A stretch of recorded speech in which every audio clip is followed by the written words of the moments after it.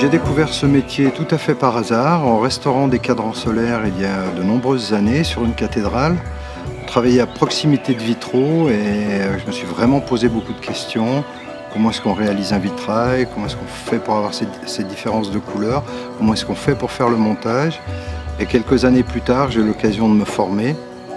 Et évidemment, on rentre un petit doigt dans ce métier, on y passe le corps en entier très très rapidement.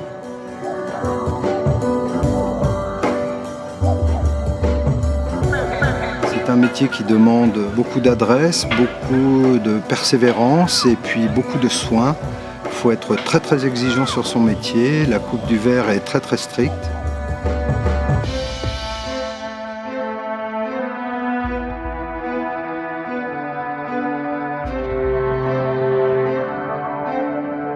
J'ai décidé d'appeler mon atelier Atelier Ombrejaille.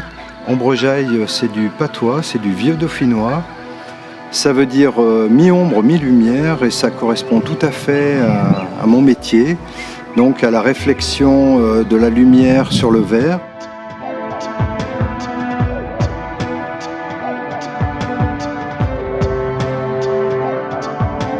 J'ai découvert l'horlogerie astronomique un petit peu aussi par hasard.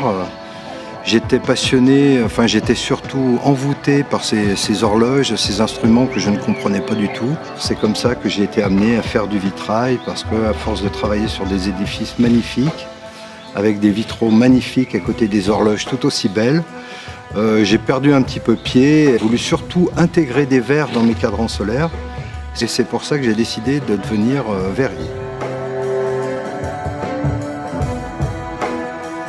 J'ai appris qu'il n'y avait pas d'autres Français qui réalisaient des cadrans solaires sur vitrail.